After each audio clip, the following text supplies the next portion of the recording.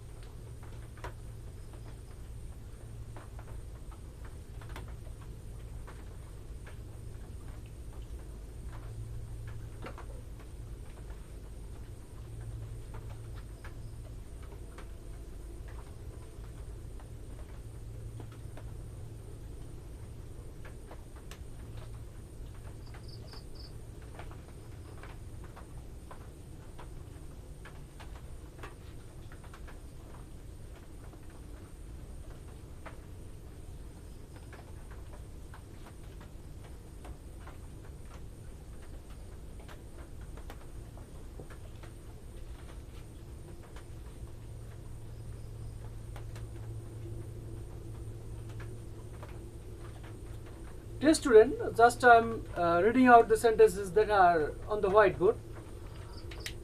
If you eat balanced diet, you are sound. If you mix oxygen and hydrogen, you get water. If one disturbs a cat, it farts. সাধারণত আমরা if যুক্ত সেন্টেন্সকে conditional sentence বলে থাকি। Condition শব্দের অর্থ শর্ত। সাধারণত in normal sense what we understand is that if যুক্ত সাবঅর্ডিনেট ক্লজ যদি থাকে কোনো সেন্টেন্সে, তখন পুরো সেন্টেন্সটাকে আমরা কি বলি?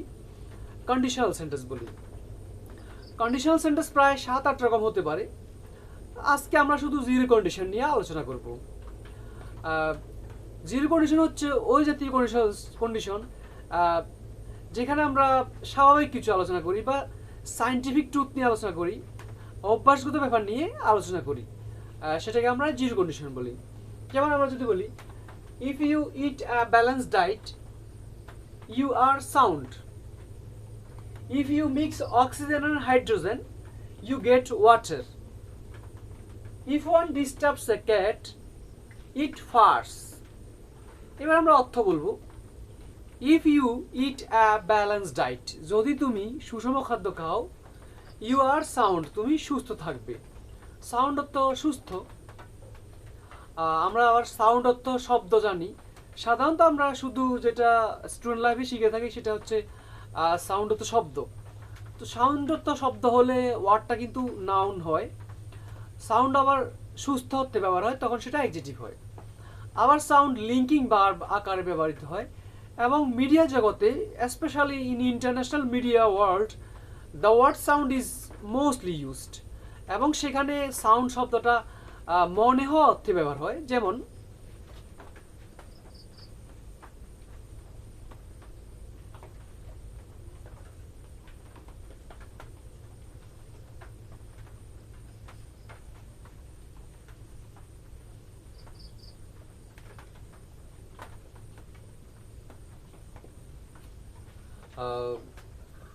Your conduct sounds terrible. Your conduct sounds terrible, এখানে সাউন্ড অর্থ কিন্তু মনে হওয়া। ইয়োর কন্ডাক্ট তোমার আচরণ সাউন্ডস টেরিবল ভয়ানক মনে হচ্ছে বা মনে হয়। সাধারণত আমরা লিঙ্কিং ভার্বের ক্লাসটা পূর্বে দিয়ে দিয়েছি। লিঙ্কিং ভার্বের ক্লাসটা দেখে নেবে, লিঙ্কিং ভার্ব কাকে বলে কেন বলে। তো ওই লিঙ্কিং ভার্বের মধ্যে একটা ভার্ব হচ্ছে সাউন্ড, যেটা সাধারণত আমরা সাউন্ডকে শব্দ আকারে জানি। যদি বলি যে সাউন্ড শব্দ, তাহলে হবে সাউন্ড, এটা নাউন হবে। আর যদি বলি সাউন্ড তো সুস্থ, ইউ আর সাউন্ড, তুমি সুস্থ থাকবে, তাহলে তখন সাউন্ড অর্থ হচ্ছে কি সুস্থ, সাউন্ডটা তখন হচ্ছে অ্যাডজেক্টিভ। তাহলে সাউন্ড অর্থ শব্দ বললে সাউন্ড হবে নাউন। সাউন্ড অর্থ যদি বলি সুস্থ, তাহলে সাউন্ড হবে অ্যাডজেক্টিভ। আর যদি সাউন্ড মনে হওয়া অর্থে ব্যবহৃত হয়, তাহলে সাউন্ড হবে একটা ভার্ব, যেটাকে আমরা লিঙ্কিং ভার্ব বলে থাকি। যেমন এখানে যদি আমরা সেন্টেন্সটা পড়ি, your conduct sounds terrible. Your conduct, conduct অর্থ আচরণ, আর ইয়োর মানে তোমার, এটা আমরা জানি। ইয়োর কন্ডাক্ট পুরোটা সাবজেক্ট, সাউন্ড তো মনে হয় এটা ভার্ব, আর টেরিবল অর্থ ভয়ানক, এটা adjective. Your conduct sounds terrible. However আমরা এখানে আজকে ক্লাসে কিন্তু লিঙ্কিং ভার্ব নিয়ে আলোচনা করব না, তবে সাউন্ড শব্দটা চলে আসলো। যেহেতু সাউন্ড শব্দটা এখানে ইউ আর সাউন্ড, তুমি সুস্থ থাকো, সাউন্ড শব্দটা আসার কারণে রেফারেন্স হিসাবে আমরা সাউন্ড শব্দটা ক্লিয়ার করে দিচ্ছি, as we are getting here previously. হয় সাউন্ড শব্দটা শব্দ বললে, সাউন্ড শব্দের অর্থ শব্দ বললে হবে, সাউন্ডটা নাউন। সাউন্ড শব্দের অর্থ যদি বলি সুস্থ, তাহলে সাউন্ড শব্দটা হবে অ্যাডজেক্টিভ। আর সাউন্ডটা মনে হওয়া অর্থে ব্যবহৃত হলে সাউন্ড শব্দটা হবে ভার্ব। তো এখানে একটা লাইন লেখা আছে, সেটা হচ্ছে ইয়োর কন্ডাক্ট, তোমার আচরণ সাউন্ডস টেরিবল, ভয়ানক মনে হচ্ছে। এখানে সাউন্ড অর্থ মনে হওয়া। ইন্টারন্যাশনাল মিডিয়াগুলোতে আমরা যদি ডকুমেন্টারি দেখতে যাই, সাউন্ড শব্দটা প্রচুর পরিমাণ ব্যবহৃত হয়, এবং সেখানে সাউন্ডটা মনে হওয়া অর্থে ব্যবহৃত হয়।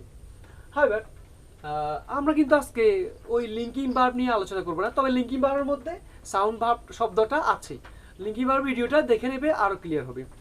সো এখন আমরা যেটা আলোচনা করব জিরো কন্ডিশন নিয়ে। কন্ডিশনাল সেন্টেন্স সাধারণত ইফ যুক্ত সেন্টেন্সকে কন্ডিশনাল সেন্টেন্স বলি। ইন নর্মাল সেন্স ইফ যুক্ত সেন্টেন্সকে কন্ডিশনাল সেন্টেন্স বলি। আর স্পোকেন ইংলিশে ইফের জায়গায় আমরা হয় ব্যবহার করতে পারি। যেমন if you are honest you have no fear, তুমি যদি সৎ থাকো তোমার কোনো ভয় নেই। তো এখানে ইফের জায়গায় আমরা হয় লিখতে পারি, তবে স্পোকেন ইংলিশে আমরা ইফের জায়গায় হয় লিখতে পারি। When you are honest you have no fear, when you are honest you have no fear. Conditional সেন্টেন্সকে আমরা স্পোকেন ইংলিশে ইফের জায়গায় হয় লিখতে পারি, তবে আমরা রিটেন ইংলিশে, একাডেমিক ইংলিশে আমরা কন্ডিশনাল সেন্টেন্স শুধু ইফ দিয়ে তৈরি করি অধিকাংশ ক্ষেত্রেই। হ্যাঁ, আপাতত আমরা এটা দিয়ে চলি আজকে, সেটা হচ্ছে যে ইফ যুক্ত সেন্টেন্সকে আমরা কন্ডিশনাল সেন্টেন্স বলি। কন্ডিশনাল সেন্টেন্স জিরো কন্ডিশন সহ টোটাল প্রায় 9 রকম আছে। সব 9 রকম কন্ডিশনাল সেন্টেন্স আমরা আলোচনা করব, তবে আজকে শুধু জিরো কন্ডিশন নিয়ে আলোচনা করব। তো জিরো কন্ডিশন বা জিরো কন্ডিশনাল সেন্টেন্স হচ্ছে, বা জিরো কন্ডিশন হচ্ছে যে কন্ডিশনাল সেন্টেন্সের প্রিন্সিপাল ক্লজ এবং সাবঅর্ডিনেট ক্লজ দুটোতেই প্রেজেন্ট ফর্ম থাকে। আবার বলে দিচ্ছি, যে সাধারণত ইফ দিয়ে তৈরি হওয়া সেন্টেন্সটাই কন্ডিশনাল সেন্টেন্স, ইফ যুক্ত কমপ্লেক্স সেন্টেন্সটাই কন্ডিশনাল সেন্টেন্স, এতটুকু জানলে হবে। ইফ যুক্ত, ইফ অর্থ যদি, ইফ অর্থ যদি, ইফ যুক্ত কমপ্লেক্স সেন্টেন্সকেই আমরা কন্ডিশনাল সেন্টেন্স বলি। আজকে আলোচিত বিষয় হচ্ছে জিরো কন্ডিশন বা জিরো কন্ডিশনাল সেন্টেন্স। যে ইফ যুক্ত সেন্টেন্সের, যে ইফ যুক্ত কমপ্লেক্স সেন্টেন্সের উভয় অংশেই প্রেজেন্ট ফর্ম ভার্ব থাকে, ওটাকে আমরা জিরো কন্ডিশনাল সেন্টেন্স বলি বা জিরো কন্ডিশনাল বলি। এখন আমরা তবে জিরো কন্ডিশনাল সেন্টেন্সে বিশেষ করে ন্যাচারাল ট্রুথ, প্রাকৃতিক সত্য, সায়েন্টিফিক ট্রুথ, বৈজ্ঞানিক সত্য, হ্যাবিচুয়াল ফ্যাক্ট বা হ্যাবিচুয়াল ট্রুথ নিয়ে আলোচনা করা হয়। আবার বলে দিচ্ছি, ন্যাচারাল ট্রুথ, প্রাকৃতিক সত্য, যেমন যদি তুমি গাছে পানি দাও গাছটা বড় হবে, এটা হচ্ছে ন্যাচারাল ট্রুথ। যদি বাতাস বয় তাহলে পাতা নড়াচড়া করে, এটা হচ্ছে কি ন্যাচারাল ট্রুথ। তারপরে বৈজ্ঞানিক সত্য হতে পারে, সায়েন্টিফিক ট্রুথ যেগুলা, সেগুলা যেমন তুমি যদি অক্সিজেন এবং হাইড্রোজেন মিশাও তাহলে তুমি পানি পাবে। যদি তুমি অক্সিজেন এবং হাইড্রোজেনকে মিক্স করো তাহলে তুমি কি পাবে? পানি পাবে। এগুলো হচ্ছে সায়েন্টিফিক ট্রুথ, বৈজ্ঞানিক সত্য। এরপরে অভ্যাসগত কিছু সত্য আছে, যেমন যদি তুমি তাকে আসতে বলো সে রেগে যাবে, অথবা যদি তুমি তাকে ভালো কথা বলো সে রেগে যায়। এটা হচ্ছে তার অভ্যাসের ব্যাপার। যদি তুমি একটা বিড়ালকে ডিস্টার্ব করো সে গড় গড় আওয়াজ করে। F U double R, F U R বা ফি ইউ ডাবল আর অর্থ হচ্ছে গড় গড় শব্দ করা, যেটা বিড়াল করে থাকে।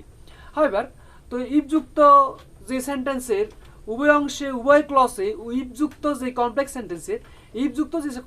সেন্টেন্সের উভয় ক্লসে প্রেজেন্ট ফর্ম থাকে তাকে আমরা জিরো কন্ডিশনাল সেন্টেন্স বলি বা জিরো কন্ডিশন বলি। আর জিরো কন্ডিশনাল সেন্টেন্স সাধারণত তিনটা ক্ষেত্রে ব্যবহৃত হয়, সেটা হচ্ছে ন্যাচারাল ট্রুথ, প্রাকৃতিক সত্য, সায়েন্টিফিক ট্রুথ বা সায়েন্টিফিক ফ্যাক্ট, বৈজ্ঞানিক সত্য, হ্যাবিচুয়াল ফ্যাক্ট, অভ্যাসগত সত্য। এই তিনটা ক্ষেত্রে জিরো কন্ডিশনাল সেন্টেন্স ব্যবহৃত হয়। এবার আমরা উদাহরণগুলো পড়লে ক্লিয়ার হয়ে যাবে। If you eat a balanced diet you are sound. যদি তুমি সুষম খাদ্য খাও তুমি সুস্থ থাকবে। সুষম খাদ্য খেলে সুস্থ থাকা, সুস্থ থাকবে বলার দরকার নাই, তুমি সুস্থ থাকো। অথবা if you eat balanced diet, যদি তুমি সুষম খাদ্য খাও ইউ আর সাউন্ড, তুমি সুস্থ থাকো। থাকবে বলতে পারবো না, কারণ থাকবে এটা ফার্স্ট কন্ডিশন, অন্য কন্ডিশনাল সেন্টেন্সের ব্যাপার, যেটা ফিউচার ব্যাপার হয়। তো কি বলতে হবে?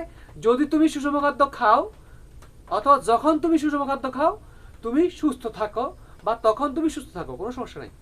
If you eat a balanced diet, যদি তুমি সুষম খাদ্য খাও ইউ আর সাউন্ড, তুমি সুস্থ থাকো। এটা হচ্ছে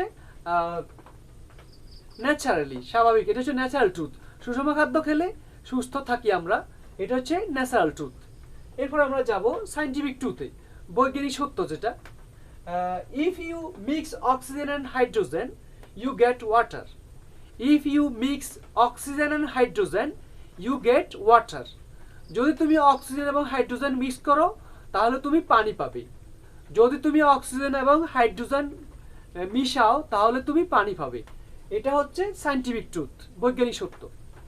এরপরে if one disturbs a cat, যদি কেউ বিড়ালকে ডিস্টার্ব করে ইট ফার্স, এটা গড় গড় শব্দ করে। এটা হচ্ছে অভ্যাসগত সত্য। বিড়ালকে ডিস্টার্ব করলে বিড়াল গড় গড় শব্দ করাটা বিড়ালের অভ্যাস। বিড়ালকে ডিস্টার্ব করলে বিড়ালের গড় গড় শব্দ করাটা বিড়ালের অভ্যাস। তো গড় গড় শব্দটা গ ডগুন্ডর এভাবে লেখা যায়।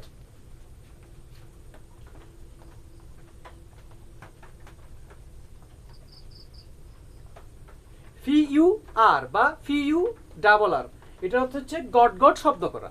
কিন্তু আমরা বাংলাতে বলার সময় মাঝে মাঝে গড় গড় বলে থাকি। হাউএভার, তবে মূল শব্দ হচ্ছে গট গট, কিন্তু বলতে গেলে আমরা গড় গড় বললেও চলবে। তাহলে লাস্ট লাইনটা অর্থ হচ্ছে if one disturbs a cat, if one disturbs a cat, যদি কেউ একটা বিড়ালকে ডিস্টার্ব করে ইট ফার্স, এটা গড় গড় শব্দ করে। এটা হচ্ছে বিড়ালের অভ্যাস। বিড়ালকে ডিস্টার্ব করলে বিড়াল গড় গড় শব্দ করাটা হচ্ছে বিড়ালের একটা নেচার বা অভ্যাস।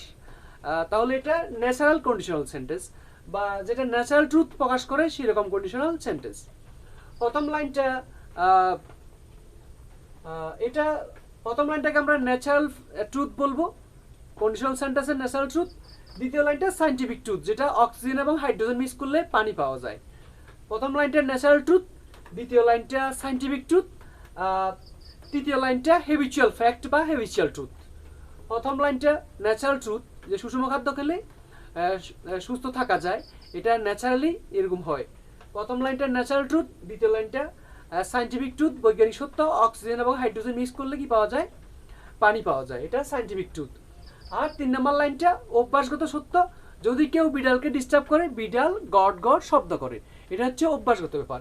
তাহলে ন্যাচারাল ট্রুথ, প্রাকৃতিক সত্য, সায়েন্টিফিক ট্রুথ, বৈজ্ঞানিক সত্য, এবং হ্যাবিচুয়াল ফ্যাক্ট বা হ্যাবিচুয়াল ট্রুথ, অভ্যাসগত সত্য, এই তিনটা ক্ষেত্রে আমরা conditional sentence, zero conditional sentence ব্যবহার করি।